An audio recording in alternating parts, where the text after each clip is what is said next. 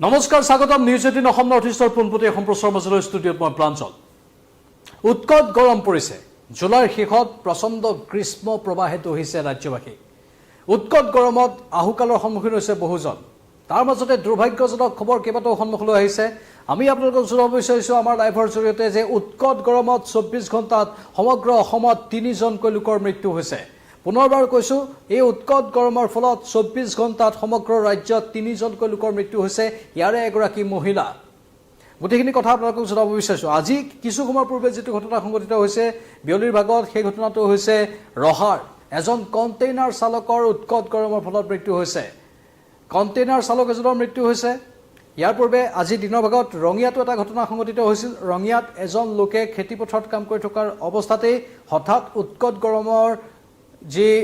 উৎকট গৰমে তেওঁক দহিলে তাৰ পাছত তেওঁৰ অৱস্থা কাহিল হৈ পৰিল তেওঁৰ অৱস্থা বেয়া হৈ পৰিল তেওঁ তাতে অচেতন হৈ গ'ল অচেতন হৈ যোৱাৰ পাছত স্থানীয় গাঁওবাসীয়ে তেওঁক ঘৰলৈ আনিলে কিন্তু ঘৰলৈ অনাৰ পাছতো মাতবোল কৰা নাছিল পানী ছটিয়াইছিল মুখত তাৰ পাছত হোৱা দোৱা লাগিল সমগ্ৰ অঞ্চলজুৰি লগে লগে চিকিৎসালয়ত নিয়া হ'ল কিন্তু চিকিৎসালয়ত নিয়াৰ পাছত চিকিৎসকে সেই লোকজনকো মৃত ঘোষণা কৰে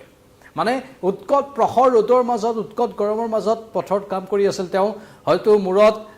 কোনো ধৰণৰ জাপি বা ছাতিৰ তেওঁ আশ্ৰয় লোৱা নাছিল যাৰ ফলতে তেওঁৰ এই অৱস্থা হোৱা বুলি চিকিৎসকে ক'ব বিচাৰিছে ডিহাইড্ৰেশ্যন বা আন কেতবোৰ কাৰণ হ'ব পাৰে বুলি কোৱা হৈছে পানী তেওঁ সেৱন কৰা নাছিল যাৰ ফলতে তেওঁ মূৰ্ছা গ'ল আৰু তেওঁৰ শৰীৰৰ পানীৰ সংখ্যা কমি বা পানীৰ পৰিমাণ কমি আহিল আৰু চিকিৎসকে সেই কাৰণে মৃত্যু হোৱা বুলি অনুমান কৰিছে ইয়াৰ পূৰ্বে যেটো আমি ক'লো প্ৰথমটো ঘটনা কালিৰ সংঘটিত হৈছিল এগৰাকী মহিলা যোৰহাটৰ এটি ৰোডত সেই মহিলাগৰাকী হঠাৎ পথৰ কাষত আহি থিয় দিছিল মুখেদি ফেন ওলাইছিল অচেতন হৈ গৈছিল স্থানীয় একাংশ দোকানীয়ে তেওঁৰ মুখত পানী ছটিয়াইছিল কিন্তু তেওঁক শেষ ৰক্ষা কৰিব পৰা নগ'ল সেই মহিলাগৰাকীৰ কালিতে মৃত্যু হৈছিল কালি সেইটো আছিল প্ৰথম ঘটনা উৎকট গৰমৰ ফলত মৃত্যু হোৱাৰ ঘটনা সকলোৱে কালি উল্লেখ কৰিছিল আমাৰ সাংবাদিকৰ সন্মুখত যে উৎকট গৰমৰ ফলতে সেই মহিলাগৰাকীৰ কালি মৃত্যু হৈছে বুলি তাৰ পাছত আজি দুটা ঘটনা এটা হ'ল ৰঙিয়া খেতিপথাৰত কাম কৰি থকা এজন কৃষকৰ মৃত্যু আৰু তাৰ পাছতেই ৰহা কন্টেইনাৰ চালক এজনৰ মৃত্যু আৰু কন্টেইনাৰ চালকসকলে যেহেতু উৎকট গৰমৰ মাজতো কন্টেইনাৰবোৰ চলাব লাগে তেওঁলোকৰ তাত এচি বা ফেনৰ কোনো ব্যৱস্থা নাথাকে আৰু সেই তেনে অৱস্থাতেই ৰহাৰ কন্টেইনাৰ চালকজনৰ মৃত্যু হোৱা বুলি আমালৈ খবৰ আহিছে মুঠতে 24 ঘণ্টাত সমগ্ৰ অসমত 3 জনকৈ লোকৰ মৃত্যু হৈছে যোৰহাট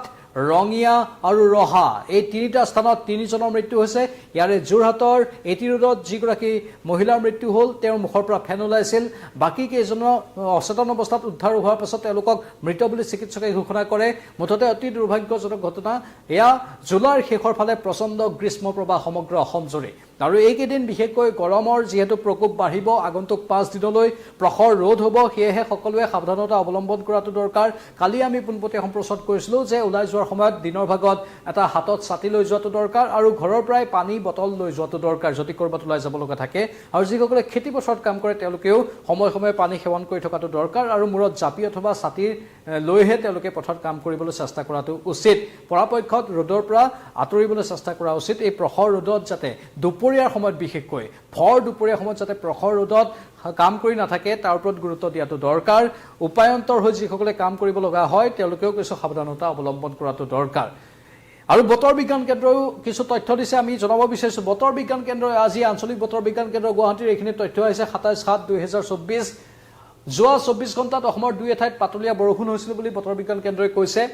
বতৰৰ আগজাননী আৰু সতৰ্কতা হিচাপে বতৰ বিজ্ঞান কেন্দ্ৰই কৈছে অহা 24 ঘণ্টাত অসমৰ কিছু ঠাইত পাতলীয়াৰ পৰা মজলীয়া বৰষুণ হোৱাৰ সম্ভাৱনা আছে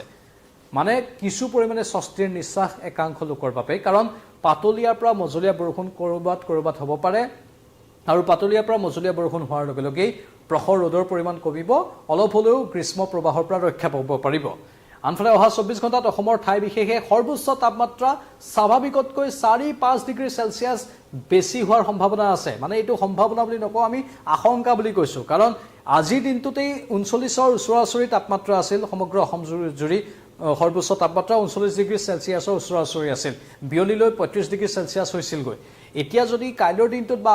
আগন্তুক 24 ঘণ্টাত আৰু 4-5 ডিগ্ৰী উষ্ণতা বৃদ্ধি পায় কি হ'ব পাৰে আশংকাজনক কি হ'ব পাৰে চিন্তাজনক সেয়েহে অহা 24 ঘণ্টাত অসমৰ ঠাই বিশেষে সৰ্বোচ্চ তাপমাত্ৰা স্বাভাৱিকতকৈ 4-5 ডিগ্ৰী সেলসিয়াছ বেছি হোৱাৰ আশংকা বুলি আমি উল্লেখ কৰিছো আশংকা আছে বতৰ বিজ্ঞান কেন্দ্ৰৰ ইয়াত তথ্য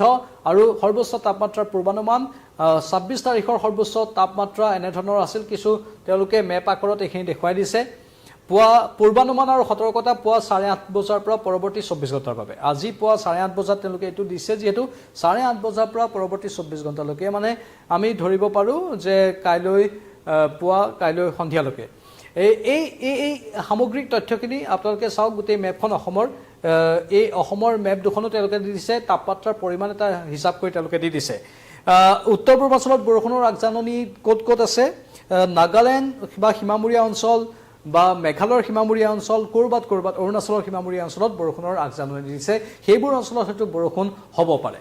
এতিয়া এইখিনি সময় আমি পুনৰবাৰ কৈছো এইখিনি সময় অতি জটিল সময় বৰষুণ ক'ৰবাত হ'লেও কিন্তু গ্ৰীষ্ম প্ৰবাহ আগন্তুক 5 দিনলৈকে থাকিব সেয়ে আগন্তুক 5 দিনলৈকে আমি কিছু পৰিমাণে হ'লেও সাৱধান হৈ থকাটো দৰকাৰ কাৰণ ইতিমধ্যে এই উৎকট গৰমৰ ফলতেই সমগ্ৰ অসমত 3 জনৰ মৃত্যু হৈছে কেৱল 24 ঘণ্টাতে সেয়ে আমি সাৱধানে থাকিব লাগিব আমি বিভিন্ন ৰোগৰ পৰা বিভিন্ন সমস্যাৰ পৰা হাত সাৰি থাকিব লাগিব এই ক্ষেত্ৰত আপোনালোকৰ মতামত কি কমেন্ট বক্সত কমেন্ট কৰি জনাওক আমি পৰৱৰ্তী সময়ত আকৌ আহিম লাইভত সেয়ে চাই থাকক